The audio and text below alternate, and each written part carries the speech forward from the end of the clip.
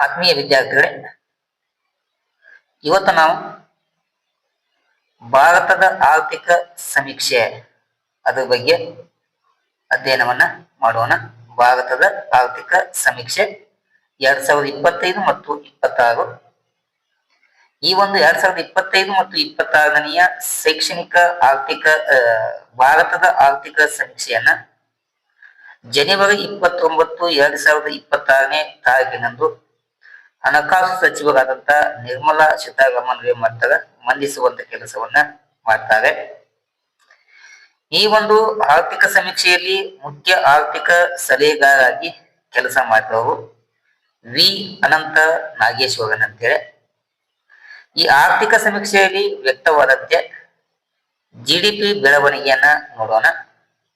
ಹಣಕಾಸಿನ ವರ್ಷ 2026 FY ಅಂತಂದ್ರ ಫೈನಾನ್ಸಿಯಲ್ ಇಯರ್ ಅಂದಂಗ ಹಣಕಾಸಿನ ವರ್ಷ.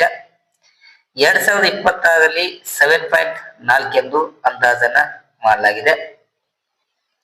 ಅದೇ GDP ಮುನ್ಸೂಚಿಯನ್ನ 2027ಕ್ಕೆ ಶೇಕಡ 6.8ರಿಂದ 7.2 ಅಂತೇಳಿ ಅಂದಾಜನ್ನ ಅಥವಾ ಆಗುವಂತ ನಿರೀಕ್ಷೆಯನ್ನ ಇಟ್ಟುಕೊಳ್ಳಲಾಗಿದೆ. ಇನ್ನು ಅದೇ ರೀತಿ ಭಾರತದ ಮಧ್ಯಮ ಅವಧಿಯ ಸಂಭಾವ್ಯ ಬೆಳವಣಿಗೆಯನ್ನ 6.5 ಇಂದ 7 ಅಂತೇಳಿ ಹೆಚ್ಚಳವನ್ನ ಮಾಡಲಾಗಿದೆ. ಇನ್ನು ಹಣದುಬ್ಬರವನ್ನು ನಾವು ಅಂದಾಜನ್ನ ಮಾಡಲಾಗಿದೆ. ಅದು ಕನಿಷ್ಠ 1.7ರಷ್ಟು ಕನಿಷ್ಠ ಮಟ್ಟಿಗೆ ಇಳಿಕೆಯಾಗುವ ದಾಖಲೆಯನ್ನ ಮಾಡಿದೆ. ಇನ್ನು ವಿದೇಶಿ ವಿನಿಮಯ ಮೀಸಲು ಬಗ್ಗೆ ಅಧ್ಯಯನವನ್ನ ಮಾಡಿದ್ರೆ ಜನವರಿ 16, 2026 ಹೊತ್ತಿಗೆ 701.4 ಬಿಲಿಯನ್ ತಲುಪಿದ್ದು ಇದು 11 ತಿಂಗಳ ಅವಧಿಗೆ ಆಮದಿಗೆ ಸಾಕಾಗ್ತದೆ. ಇನ್ನು ಕೋಶೀಯ ಕೊರತೆಯ ಬಗ್ಗೆ ನಾವು ನೋಡಿದ್ರೆ ಹಣಕಾಸಿನ ವರ್ಷ 2026ರಲ್ಲಿ ಕೋಶೀಯ ಕೊರತೆಯನ್ನ 4.4 ಗುರಿಯನ್ನ ತಲುಪುವಂತ ಹಾದಿಯನ್ನ ಇಟ್ಟುಕೊಂಡಿದೆ. ಇನ್ನು ಅದೇ ರೀತಿ ಕೃಷಿ ವಲಯಕ್ಕೆ ನಾವು ಗಮನಿಸಿದಾಗ ಹಣಕಾಸಿನ ವರ್ಷ 2026ರಲ್ಲಿ ಶೇಕಡ 3.1ರಷ್ಟು ಬೆಳವಣಿಗೆ ನಿರೀಕ್ಷೆ ಇದೆ. ಅದೇ ರೀತಿ ತೋಟಗಾರಿಕಾ ಉತ್ಪಾದನೆಯು 362.08 ಮಿಲಿಯನ್ ಟನ್ದಷ್ಟು ಆಹಾರ ಧಾನ್ಯಗಳ ಉತ್ಪಾದನೆಯನ್ನ ಹಿಂದಿಕ್ಕಿದೆ. ಇನ್ನು ಜಾನುವಾರು ವಲಯವನ್ನ ಗಮನಿಸಿದಾಗ ಗ್ರಾಮೀಣ ಆದಾಯದ ಸ್ಥಿರತೆಗೆ ಪ್ರಮುಖವಾಗಿರುವ ಈ ವಲಯದ GVA ಮತ್ತು ಫೈನಾನ್ಸಿಯರ್ 2015 ಮತ್ತು 2024ರ ನಡುವೆ ಸುಮಾರು ಶೇಕಡ 195ರಷ್ಟು ಹೆಚ್ಚಳ ಆಗಿದೆ. ಇನ್ನು ಅದೇ ರೀತಿ ಕೈಗಾರಿಕೆ ಮತ್ತು ಉತ್ಪಾದನೆ ನಾವು ನೋಡಿದಾಗ ಉತ್ಪಾದನೆಯ ಆಧಾರಿತ ಪ್ರೋತ್ಸಾಹಿಕ FPLI ಯೋಜನೆಗಳಿಂದ 2 ಲಕ್ಷ ಕೋಟಿ ಹೂಡಿಕೆ ಬಂದಿದ್ದು ಸೆಪ್ಟೆಂಬರ್ 2025ರವರೆಗೆ 12.6 ಲಕ್ಷ ಉದ್ಯೋಗವನ್ನ ಸೃಷ್ಟಿ ಮಾಡುವಂತ ಸಾಮರ್ಥ್ಯವನ್ನ ಇಟ್ಟುಕೊಂಡಿದೆ. ಇನ್ನು ಲಾಜಿಸ್ಟಿಕ್ ಬಗ್ಗೆ ಅಧ್ಯಯನ ಮಾಡಿದ್ರೆ ಹೈಸ್ಪೀಡ್ ಕಾರಿಡಾರ್ಗಳು 2014ರಲ್ಲಿ 550 ಕಿಲೋಮೀಟರ್ ಇದ್ದಿದ್ದು 2026 ವೇಳೆಗೆ 5364 ಕಿಲೋಮೀಟರ್ಗೆ, ಅಂದರೆ ಇದು 10 ಪಟ್ಟು ಹೆಚ್ಚಳವಾಗಿರುವುದು ಈ ಅಂಕಿಅಂಶಗಳ ಮೂಲಕ ಗೊತ್ತಾಗ್ತದೆ. ಇನ್ನು ಅದೇ ರೀತಿ ಸೇವಾ ವಲಯವನ್ನು ಗಮನಿಸಿದಾಗ ಭಾರತವು ವಿಶ್ವದ 7ನೇ ಅತಿ ದೊಡ್ಡ ಸೇವಾ ರಫ್ತುದಾರ ದೇಶವಾಗಿದೆ ಭಾರತ. ಇನ್ನು ಜಾಗತಿಕ ಸೇವಾ ವ್ಯಾಪಾರದಲ್ಲಿ ಭಾರತದ ಪಾಲು 2005ರಲ್ಲಿ 2ರಷ್ಟಿದ್ದು 2024ರಲ್ಲಿ 4.3ಕ್ಕೆ ಹೆಚ್ಚಳ ಆಗಿದೆ. ಇನ್ನು ಸ್ವದೇಶಿ 2.0 ಉಪಕ್ರಮವನ್ನ ಹಮ್ಮಿಕೊಳ್ಳಲಾಗಿದ್ದು ಇದು ಜಾಗತಿಕ ವ್ಯಾಪಾರವು ಪರಸ್ಪರವಾಗಿಲ್ಲದಿದ್ದಾಗ ಕಾರ್ಯತಂತ್ರದ ಸ್ಥಿತಿಸ್ಥಾಪಕತ್ವಕ್ಕಾಗಿ ಇದನ್ನ ಕಾನೂನುಬದ್ಧ ನೀತಿ ಸಾಧನೆ ಎಂದು ಇದನ್ನ ರೂಪಿಸುವಂತ ಕೆಲಸವನ್ನ ಮಾಡಲಾಗಿದೆ. ಇನ್ನು ಅದೇ ರೀತಿ ಸಾಮಾಜಿಕ ಮಾಧ್ಯಮ ಮತ್ತು ಆರೋಗ್ಯಕ್ಕೆ ಸಂಬಂಧಪಟ್ಟಂತೆ ಬೆಳಿಗ್ಗೆ 6ರಿಂದ 11 ಗಂಟೆಯವರೆಗೆ ಅತಿ ಸಂಸ್ಕರಿಸಿದ ಆಹಾರಗಳ ಜಾಹೀರಾತು ನಿಷೇಧವನ್ನ ಮಾಡಲು ಮತ್ತು ಸಾಮಾಜಿಕ ಮಾಧ್ಯಮಕ್ಕೆ ಕಡ್ಡಾಯ ವಯಸ್ಸಿನ ಪರಿಶೀಲನೆಗೆ ಪ್ರಸ್ತಾವನೆಯನ್ನ ಮಾಡಲಾಗಿದೆ. ಇನ್ನು AI ಪರಿಸರ ವ್ಯವಸ್ಥೆ ಬಗ್ಗೆ ಕೂಡ ಗಮನವನ್ನ ಹರಿಸಲಾಗಿದೆ. ಕೇಂದ್ರೀಕೃತ ಮಾದರಿಗಳಿಗಿಂತ ವಿಕೇಂದ್ರೀಕೃತ ಅನ್ವಯಿಕ ಆಧಾರಿತ ಎಐ ಮಲ್ಟಿ ಸ್ಪೆಷಾಲಿಟಿಗೆ ಹೆಚ್ಚಿನ ಆದ್ಯತೆಯನ್ನ ನೀಡಲು ಗಮನವನ್ನ ಹರಿಸಲಾಗಿದೆ. ಇನ್ನು ಅದೇ ರೀತಿ ಬಡತನ ಬಗ್ಗೆ ಅಂಕಿಅಂಶವನ್ನು ಕೂಡ ಕೊಡಲಾಗಿದೆ. ಬಹು ಆಯಾಮದ ಬಡತನ 2005 ಮತ್ತು 6ರಲ್ಲಿ 55.3ರಷ್ಟು ಇದ್ದಿದ್ದು 2022 ಮತ್ತು 23ರಲ್ಲಿ ಅದು 11.28ಕ್ಕೆ ಕಡಿಮೆ ಆಗಿದೆ. ಇನ್ನು ಆರೋಗ್ಯ ಬಗ್ಗೆ ಗಮನಿಸಿದಾಗ 1960ರಿಂದ ಭಾರತವು ತಾಯಂದಿರ ಮರಣ ಪ್ರಮಾಣವು MMR ಅಂತ ಕರಿತೀವಿ, ಅದು ಶೇಕಡ 86ರಷ್ಟು ಕಡಿಮೆ ಮಾಡಿದೆ. ಇನ್ನು ಶಿಶು ಮರಣ ಪ್ರಮಾಣವನ್ನ 2013ರಲ್ಲಿ 40ರಷ್ಟು ಇದ್ದಿದ್ದನ್ನ 2023ರಲ್ಲಿ 25ಕ್ಕೆ ಕಡಿಮೆಯನ್ನ ಮಾಡಿದೆ. ಇನ್ನು ಅದೇ ರೀತಿ ಬ್ಯಾಂಕಿಂಗ್ ಕ್ಷೇತ್ರವನ್ನ ನಾವು ಗಮನಿಸಿದಾಗ ವಸೂಲಾಗದ ಸಾಲದ ಪ್ರಮಾಣವನ್ನ ಶೇಕಡ 2.2ರಷ್ಟು ದಾಖಲೆಯ ಮಟ್ಟಕ್ಕೆ ಕಡಿಮೆಯನ್ನ ಮಾಡಲಾಗಿದೆ. ಇನ್ನು ಡಿಜಿಟಲ್ ನಾಯಕತ್ವ ಬಗ್ಗೆ ನಾವು ಗಮನಿಸಿದಾಗ 2020 ಮತ್ತು 24ರ ನಡುವೆ ಭಾರತವು 114 ಬಿಲಿಯನ್ ಹಸಿರು ವಲಯದ ಡಿಜಿಟಲ್ ಹೂಡಿಕೆಯನ್ನ ಆಕರ್ಷಿಸುವ ಮೂಲಕ ವಿಶ್ವದ ಅತಿ ದೊಡ್ಡ ತಾಣವಾಗಿ ಹೊರಹೊಮ್ಮುವಂತ ಕೆಲಸವನ್ನ ಮಾಡಿದೆ. ಯಾವುದು? ಅದು ಭಾರತ ದೇಶ. ಇನ್ನು ಅತಿ ಪ್ರಮುಖ ಯಾವಂತಂದ್ರೆ ಗಿಫ್ಟೆಡ್ ಸಿಟಿ ಅಂತೇಳಿ.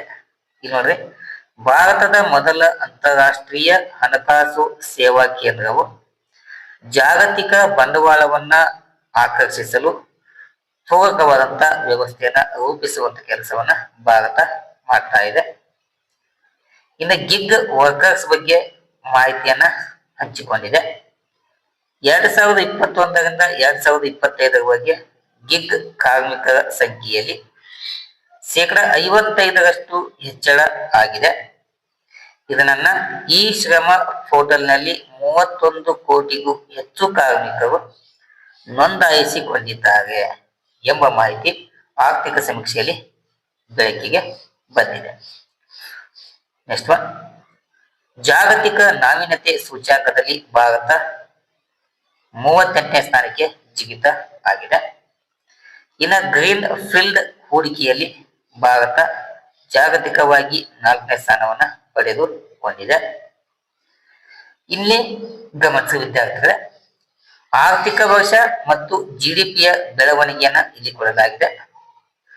ಹಣಕಾಸಿನ ವರ್ಷ 2021ರಲ್ಲಿ -6.6 ಇತ್ತು. ಹಣಕಾಸಿನ ವರ್ಷ 2022ರಲ್ಲಿ 9.1, 2023ರಲ್ಲಿ 7.2, ಹಣಕಾಸಿನ ವರ್ಷ 2024ರಲ್ಲಿ 8.2, ಹಣಕಾಸಿನ ವರ್ಷ 2025ರಲ್ಲಿ 7.0, ಇನ್ನು 2026ರಲ್ಲಿ 7.4 ಅಂತೇಳಿ ಅಂದಾಜನ್ನ ಮಾಡಲಾಗಿದೆ. ಇನ್ನು 2027ರಲ್ಲಿ ಮುಂದಿನ ವರ್ಷ 6.8 ಇಂದ 7.2ರಷ್ಟು GDP ಬೆಳವಣಿಗೆಯನ್ನು ಸಾಧಿಸಬಹುದು ಎಂಬ ಮಾಹಿತಿಯನ್ನ ಸಮೀಕ್ಷೆಯಲ್ಲಿ ನಾವು ತಿಳಿದುಕೊಳ್ಳಬಹುದು. ಇನ್ನು ಅದೇ ರೀತಿ ಹಣದುಬ್ಬರದ ಬಗ್ಗೆ ಕೂಡ ಮಾಹಿತಿ ಇದೆ. CPI ಅಂತಂದ್ರೆ ಕನ್ಸ್ಯೂಮರ್ ಪ್ರೈಸ್ ಇಂಡೆಕ್ಸ್ ಅಂತೇಳಿ, ಅಂದ್ರೆ ಗ್ರಾಹಕರ ಬೆಲೆ ಸೂಚ್ಯಾಂಕ ಅಂತ ಕರಿತೀವಿ. ಆ CPI ಆಧಾರದ ಮೇಲೆ ಹಣದುಬ್ಬರವನ್ನ ಮಾಪನವನ್ನ ಮಾಡಲಾಗಿದೆ. ಅದು 2025 ಮತ್ತು 26ರಲ್ಲಿ ಹಣದುಬ್ಬರದ ಪ್ರಮಾಣ ಶೇಕಡ 4ರಷ್ಟು ಇರ್ತದ ಎಂಬ ಮಾಹಿತಿಯನ್ನ ಈ ಒಂದು ಟೇಬಲ್ ಮೂಲಕ ನಾವೇನ್ ಮಾಡಬಹುದು, ನೋಡಿಕೊಳ್ಳಬಹುದು. ಇನ್ನು ಅದೇ ರೀತಿ ಕೋಶೀಯ ನೀತಿಯನ್ನು ಕೂಡ ನಾವು ಈ ಆರ್ಥಿಕ ಸಮೀಕ್ಷೆಯಲ್ಲಿ ನೋಡಬಹುದು. ಅದಕ್ಕೆ ನಾವು ಫಿಸಿಕಲ್ ಡೆಫಿಸಿಟ್ ಅಂತ ಕರಿತೀವಿ. ಹಣಕಾಸಿನ ವರ್ಷ 2025ರಲ್ಲಿ 4.8 ಅಂತೇಳಿ ಅಂದಾಜು 4.8ರಷ್ಟಿತ್ತು. ಇನ್ನು ಹಣಕಾಸಿನ ವರ್ಷ 2025ರಲ್ಲಿ 4.5 ಅಂತೇಳಿ ಅಂದಾಜನ್ನ ಮಾಡಲಾಗಿದೆ. ಯಾವುದಿದು? ಕೋಶೀಯ ಕೊರತೆ. ಇನ್ನು ಅದೇ ರೀತಿ ಬ್ಯಾಂಕಿಗೆ ಸಂಬಂಧಪಟ್ಟಂತಹ ಗ್ರಾಸ್ ಎಫ್ಟಿಯ ಬಗ್ಗೆ ನಾವು ಅಧ್ಯಯನವನ್ನ ಮಾಡೋಣ. ಇದು 2024ರಲ್ಲಿ 3.9ರಷ್ಟಿತ್ತು. ಅದು ಹಣಕಾಸಿನ ವರ್ಷ 2025ರಲ್ಲಿ ಶೇಕಡ 3.5ಗೆ ಕಡಿಮೆಗೊಂಡಿದೆ. ಇನ್ನು ಅದೇ ರೀತಿ ದೇಶದ ಒಟ್ಟು ರಫ್ತಿನ ಪ್ರಮಾಣವನ್ನ ನಾವು ತಿಳ್ಕೊಳ್ಬಹುದು. ಅದು USD ಬಗ್ಗೆ ಡಾಲರ್ನ ಮೂಲಕ ಗೊತ್ತಾಗ್ತದೆ. ಹಣಕಾಸಿನ ವರ್ಷ 2024ರಲ್ಲಿ 778 USD ನಾವು ಏನ್ ಮಾಡಿದ್ವಿ, ಬಿಲಿಯನ್ ಡಾಲರ್ ರಫ್ತು ಮಾಡಿದ್ವಿ. ಅದೇ ಹಣಕಾಸಿನ ವರ್ಷ 2025ರಲ್ಲಿ 800ಕ್ಕಿಂತಲೂ ಹೆಚ್ಚಿನ ಬಿಲಿಯನ್ ಡಾಲರ್ ನಾವು ಏನ್ ಮಾಡಿದ್ವಿ, ವಿದೇಶಗಳಿಗೆ ರಫ್ತು ಮಾಡುವಂತ ಪ್ರಮಾಣ ಬೆಳಕಿಗೆ ಬರ್ತದೆ. ಇನ್ನು ಅದೇ ತೆರನಾಗಿ ವಲಯವಾರು GDP ಪಾಲನ್ನ ನಾವು ನೋಡಿದ್ರೆ, ಅಂದ್ರೆ ದೇಶದ ಒಟ್ಟು GDPಯಲ್ಲಿ ಯಾವ ವಲಯದ ಪಾಲು ಎಷ್ಟೈತೆ ಅಂತಂದ್ರೆ, ಕೃಷಿ ವಲಯದ ಪಾಲು 18%ರಷ್ಟಿದೆ, ಕೈಗಾರಿಕೆ ಪಾಲು 28%ರಷ್ಟಿದೆ, ಇನ್ನು ಸೇವಾ ವಲಯದ ಪಾಲು ಎಷ್ಟಿದೆ, 54%ರಷ್ಟು ಇದೆ. ಎಷ್ಟು? ಪ್ರಾಥಮಿಕ ವಲಯ 18%, ಕೈಗಾರಿಕಾ ವಲಯ 28%, ಸೇವಾ ವಲಯ 54%ರಷ್ಟು ದೇಶದ GDPಗೆ ವಲಯವಾರು ಪಾಲು ಆಗಿದೆ. ಇನ್ನು ಅದೇ ರೀತಿ ಇಲ್ಲಿ ನೋಡಿ, ಅದೇ ರೀತಿ ಪ್ರೈವೇಟ್ ಕನ್ಸಂಪ್ಷನ್ ಅಂತೇಳಿ, ಅಂದ್ರೆ ಖಾಸಗಿ ಅನುಭೋಗದ ಸಾಮರ್ಥ್ಯವನ್ನು ಕೂಡ ಇಲ್ಲಿ ಮಾಪನವನ್ನ ಮಾಡಲಾಗಿದೆ. ಇದು ಹಣಕಾಸಿನ ವರ್ಷ 2025ರಲ್ಲಿ 61.4% ಇತ್ತು. ಅದು ಹಣಕಾಸಿನ ವರ್ಷ 2026ರಲ್ಲಿ 61.5% ಕಾಯ್ಕೊಳ್ತದ. ಅದೇ ಹಣಕಾಸಿನ ವರ್ಷ 2024ರಲ್ಲಿ 60.2%. ಈ ಎಲ್ಲ ಅಂಕಿಅಂಶವನ್ನ ನೀವು ಅಧ್ಯಯನವನ್ನ ಮಾಡಬೇಕಾಗ್ತದ. ಅದೇ ರೀತಿ ಭಾರತದ ಹೂಡಿಕೆಯ ಸಾಮರ್ಥ್ಯವು ಕೂಡ ಇಲ್ಲಿ ಅಂಕಿಅಂಶ ಇದೆ. ಮೊದಲೇ ಸೇರ್ ಇನ್ ನಾಮಿನಲ್ GDP ಅಂತೇಳಿ, ಅಂದ್ರೆ ಭಾರತದ ನಾಮಿನಲ್ GDPಯಲ್ಲಿ ಈ ಹೂಡಿಕೆಯ ಪಾತ್ರ ಎಷ್ಟು ಎಂಬುದನ್ನ ನಾವಿಲ್ಲಿ ನೋಡಬಹುದು. ಇದು ಹಣಕಾಸಿನ ವರ್ಷ 2025ರಲ್ಲಿ ಈ ಹೂಡಿಕೆಯ ಪಾತ್ರ 29.9% ಕಂಡು ಬರ್ತದೆ. ಅದೇ ಹಣಕಾಸಿನ ವರ್ಷ ಅಂದಾಜು 2026ರಲ್ಲಿ 30% ಪಾಲನ್ನ ಹೊಂದಬಹುದು ಅಂತೇಳಿ 25-26 ಆರ್ಥಿಕ ಸಮೀಕ್ಷೆಯಲ್ಲಿ ಬೆಳಕಿಗೆ ಬಂದಿದೆ. ಇನ್ನು ಅದೇ ರೀತಿ ನೋಡಿದ್ರೆ, ಅದೇ ರೀತಿ board based growth in real gross value ಎರಡ್ ಅಂತೇಳಿ, ಅದು ಹಣಕಾಸಿನ ವರ್ಷ 2016ರಿಂದ 20 ಮತ್ತು ಹಣಕಾಸಿನ ವರ್ಷ 2025 ಮತ್ತು ಹಣಕಾಸಿನ ವರ್ಷ 2026ರಲ್ಲಿ ಎಷ್ಟು ಇದೆ ಎಂಬುದನ್ನ ನಾವಿಲ್ಲಿ ನೋಡಬಹುದು. ನಾವಿಲ್ಲಿ ಟೋಟಲ್ ನೋಡ್ಕೊಂಡಾಗ ಟೋಟಲ್ 2016 ಮತ್ತು 20ರಿಂದ 6.4 ಇದೆ. ಅದೇ ಹಣಕಾಸಿನ ವರ್ಷ 2015ರಲ್ಲಿ 6.4 ಇದೆ. ಅದೇ ಹಣಕಾಸಿನ ವರ್ಷ 2020ರಲ್ಲಿ 7.3 ಇದೆ. ಅದನ್ನು ವಲಯ ಭಾಗವಾಗಿ ನೋಡಿದಾಗ ಇದು ಕೃಷಿ ವಲಯ, ಅಗ್ರಿಕಲ್ಚರ್ ಸೆಕ್ಟರ್, ಇದು ಇಂಡಸ್ಟ್ರಿಯಲ್ ಸೆಕ್ಟರ್, ಇದು ಸರ್ವಿಸ್ ಸೆಕ್ಟರ್. ಓಕೆನಾ?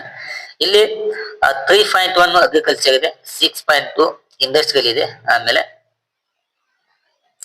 ಸರ್ವಿಸ್ ಸೆಕ್ಟರ್ 9.1ರಷ್ಟು ಇಲ್ಲಿ ವ್ಯತ್ಯಾಸವನ್ನ ಕಾಣಬಹುದು. ಅದೇ ರೀತಿ ಇಲ್ಲಿ ನೋಡ್ರಿ, ಹಣಕಾಸಿನ ವರ್ಷ 2025ರಲ್ಲಿ ಇಂಡಸ್ಟ್ರಿಯಲ್ ಸರ್ವಿಸು, ಅಗ್ರಿಕಲ್ಚರ್ 4.6 ಇದೆ, ಇಂಡಸ್ಟ್ರಿಯಲ್ 5.9 ಇದೆ, ಆಮೇಲೆ 2016ರಲ್ಲಿ ಅದು 7.2ರಷ್ಟು ಇದೆ.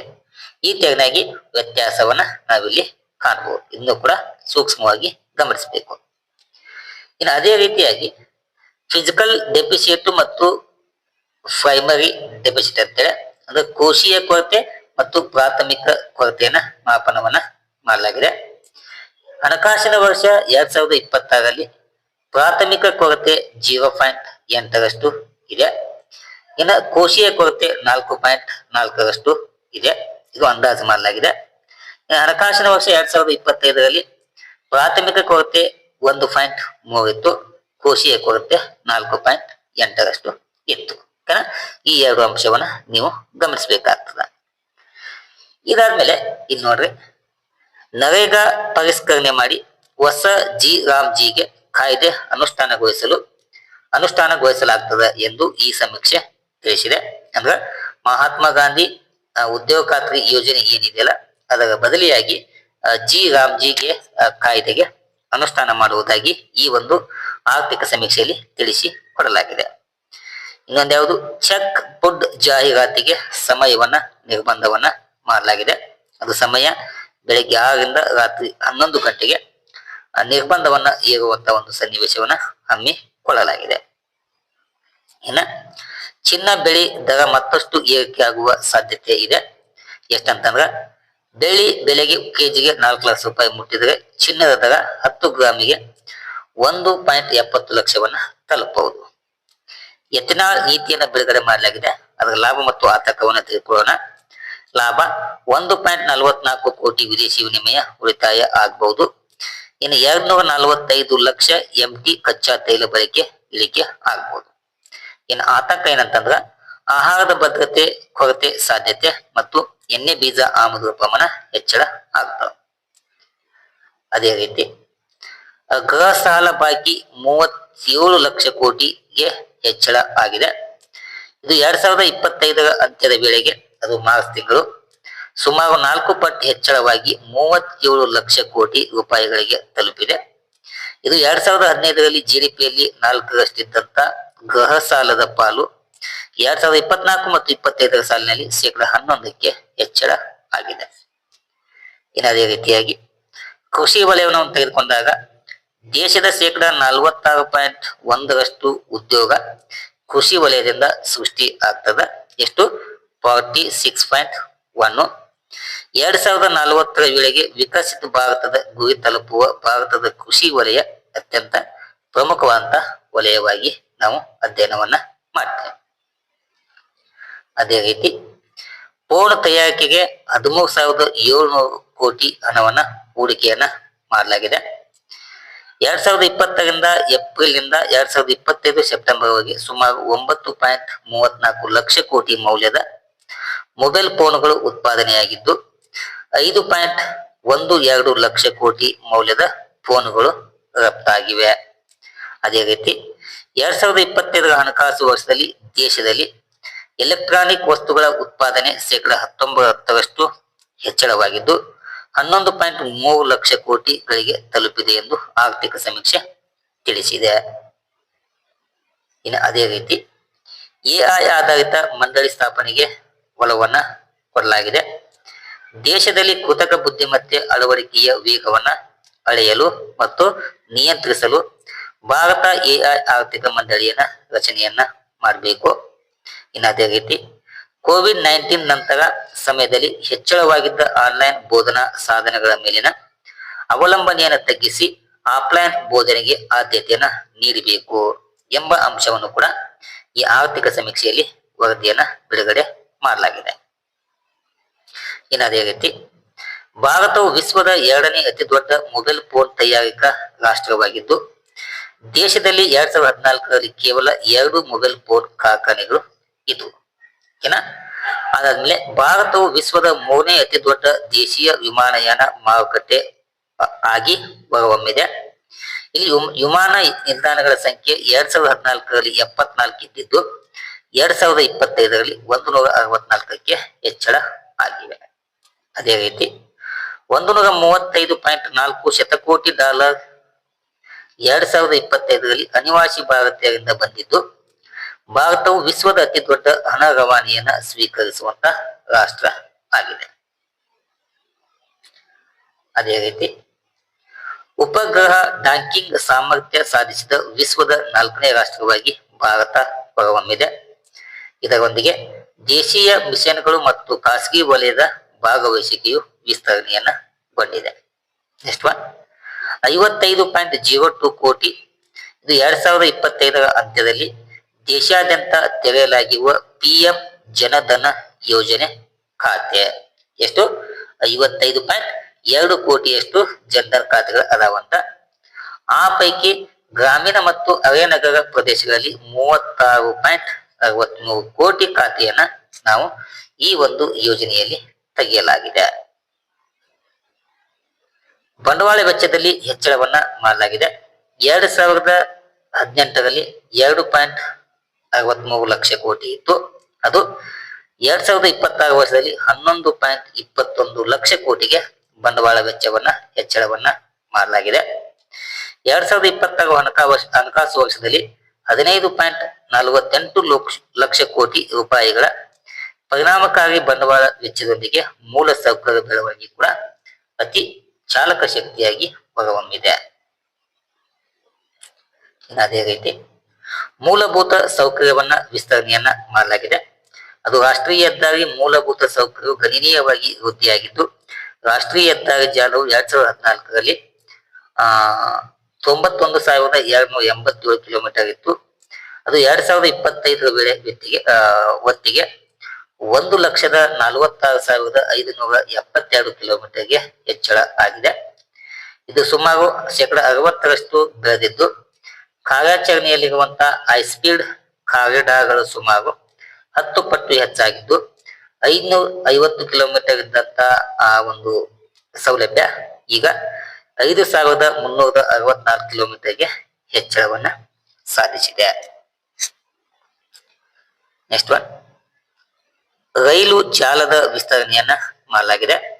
2025ರಲ್ಲಿ 69,439 ಇದ್ದಂತ ರೂಟ್ ಕಿಲೋಮೀಟರ್ 2025 ಮತ್ತು 26ನೇ ಸಾಲಿನೊಳಗೆ 3,500 ಕಿಲೋಮೀಟರ್ ಸೇರ್ಪಡೆ ಗುರಿಯನ್ನ ಹೊಂದಲಾಗಿದ್ದು ಅಕ್ಟೋಬರ್ 2025ರ ವೇಳೆಗೆ 99.1% ವಿದ್ಯುದೀಕರಣವನ್ನ ಸಾಧಿಸಲಾಗಿದೆ. ಇನ್ನ ಸೆಮಿಕಂಡಕ್ಟರ್ ತಯಾರಿಕೆಯಲ್ಲಿ ಕ್ರಾಂತಿಯನ್ನ ಉಂಟು ಮಾಡಿದೆ.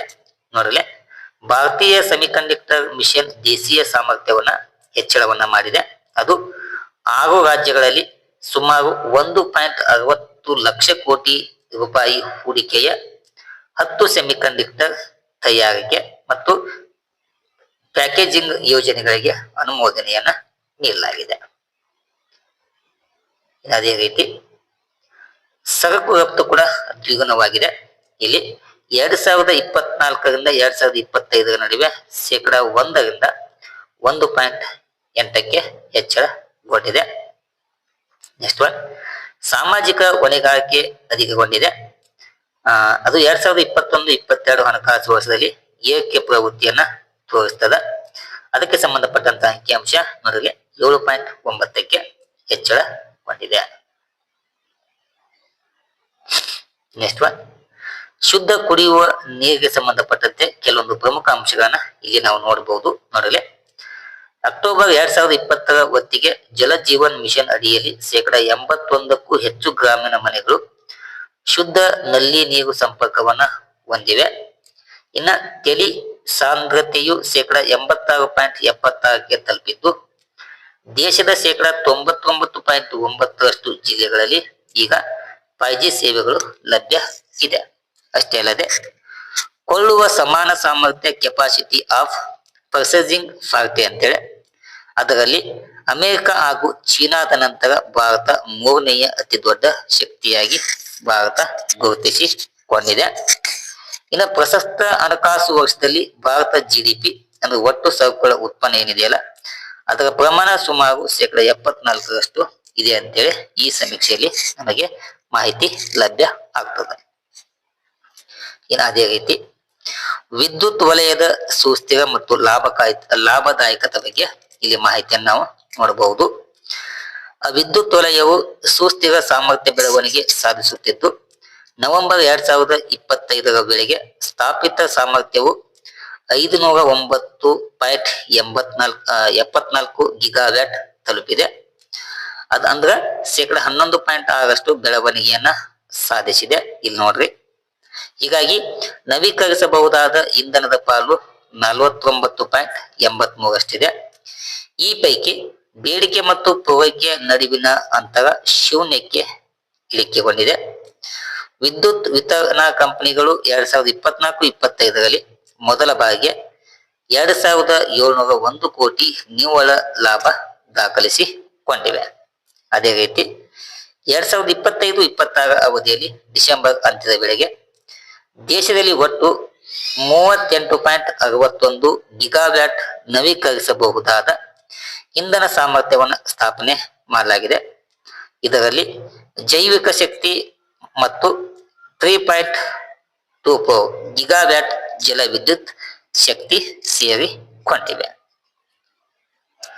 ಇನ್ನು ಅದೇ ರೀತಿಯಾಗಿ ಈ ವರ್ಷ ಏನು ಆರ್ಥಿಕ ಸಮೀಕ್ಷೆ ಬಿಡುಗಡೆ ಆಯ್ತಲ್ಲ ಅದರಲ್ಲಿ ನಿವ್ವಳ ತಲಾ ರಾಷ್ಟ್ರೀಯ ಆದಾಯವನ್ನ ನಾವು ಗಮನಿಸಿದಾಗ ಲಕ್ಷ ರೂಪಾಯಿಗಳಲ್ಲಿ ನಾವು ಏಮನ್ನ ವಾಸ್ತವಿಕ ದರದಲ್ಲಿ ಅಧ್ಯಯನವನ್ನ ಮಾಡೋಣ. 2025 ಮತ್ತು 26ನೇ ಸಾಲಿನ ಒಳಗ ನಿವ್ವಳ ತಲಾ ರಾಷ್ಟ್ರೀಯ ಆದಾಯ ಎಷ್ಟಂತಂದ್ರ 2.20 ಲಕ್ಷ ರೂಪಾಯಿಯಷ್ಟು ತಲಾ ಆದಾಯವನ್ನ ಭಾರತ ಹೊಂದಿದೆ. ಇನ್ನು ಅದೇ ರೀತಿ ದೇಶದ ಆಹಾರದ ಉತ್ಪಾದನೆ ನಾವು ಗಮನಿಸಿದಾಗ 2024-25ನೇ ಸಾಲಿನ ಒಳಗ 357.7 ದಶಲಕ್ಷ ಟನ್ದಷ್ಟು ಭಾರತ ಆಹಾರದ ಉತ್ಪಾದನೆಯನ್ನ ಮಾಡಿದೆ. ಹೀಗಾಗಿ ಇಲ್ಲಿ 23-24 ಗಮನಿಸಿದಾಗ 332.3 ಇದೆ. ಅದೇ 2024 ಮತ್ತು 25ನೇ ಸಾಲೊಳಗ ಆಹಾರ ಧಾನ್ಯ ಉತ್ಪಾದನೆ ಪ್ರಮಾಣ 357.7 ಇದೆ. ಇನ್ನು ಅದೇ ರೀತಿಯಾಗಿ ನಿವ್ವಳ GST ಸಂಗ್ರಹ ಲಕ್ಷ ಕೋಟಿ ರೂಪಾಯಿಗಳಲ್ಲಿ ನಾವು ನೋಡಿದಾಗ ಇದು ಏಪ್ರಿಲ್-ಡಿಸೆಂಬರ್ ಅಂತ್ಯದ ವೇಳೆಗೆ 2025 ಮತ್ತು 26ನೇ ಸಾಲಿನ ಒಳಗ GST ನಿವ್ವಳ ಸಂಗ್ರಹದ ಪ್ರಮಾಣ 17.4 ಲಕ್ಷ ಕೋಟಿಯಷ್ಟು ಸಂಗ್ರಹಗೊಂಡಿದೆ. ಅದು 2024-25ರಲ್ಲಿ 22.1 ಲಕ್ಷ ಕೋಟಿಯಷ್ಟು ಸಂಗ್ರಹಗೊಂಡಿತ್ತು. ನೆಕ್ಸ್ಟ್ ಒನ್, ವಿಶ್ವದಲ್ಲಿಯೇ ಅತಿ ದೊಡ್ಡ ಶಾಲಾ ವ್ಯವಸ್ಥೆಯನ್ನು ಹೊಂದಿರುವಂತ ದೇಶ ಯಾವತ್ತಂದ್ರ ಅದು ನಮ್ಮ ಭಾರತ ದೇಶವಾಗಿದೆ. ಅದು ಆರ್ಥಿಕ ಸಮೀಕ್ಷೆಯಲ್ಲಿ ಮಾಹಿತಿ ಲಭ್ಯವಾಗಿದೆ. ಸುಮಾರು 14.71 ಲಕ್ಷ ಶಾಲೆಗಳು ಇದ್ದು ಆ ಶಾಲೆಯಲ್ಲಿ 24.69 ಕೋಟಿ ವಿದ್ಯಾರ್ಥಿಗಳಿಗೆ ಶಿಕ್ಷಣವನ್ನ ನೀಡುತ್ತಿದ್ದು ಆ ಒಂದು ಸಂಸ್ಥೆ ಒಳಗ 1.01 ಕೋಟಿಗೂ ಹೆಚ್ಚು ಶಿಕ್ಷಕರು ಬೆಂಬಲವನ್ನ ಹೊಂದಿದೆ. ಓಕೆನಾ? ಇಷ್ಟು ವಿದ್ಯಾರ್ಥಿಗಳೇ 2025 ಮತ್ತು 26ರ ಆರ್ಥಿಕ ಸಮೀಕ್ಷೆಯಲ್ಲಿ ಬರುವಂತಹ ಅದರಲ್ಲಿ ಪರೀಕ್ಷಾ ದೃಷ್ಟಿಯನ್ನ ಇಟ್ಟುಕೊಂಡು ಪರೀಕ್ಷೆಯಲ್ಲಿ ಕೇಳಬಹುದಾದಂತಹ ಕೆಲವೊಂದು ಪ್ರಮುಖ ಅಂಶಗಳನ್ನ ನಿಮಗೆ ತಿಳಿಸುವಂತ ಕೆಲಸವನ್ನ ಮಾಡಿದ್ದೇನೆ. ಈ ಆರ್ಥಿಕ ಸಮೀಕ್ಷೆ ಆದ್ಮೇಲೆ ಕೇಂದ್ರ ಸರ್ಕಾರ ಏನ್ ಮಾಡ್ತದೆ, ಫೆಬ್ರವರಿ 1ರಂದು ಕೇಂದ್ರ ಮುಂಗಡ ಪತ್ರವನ್ನ ಮಂಡಿಸುತ್ತದೆ.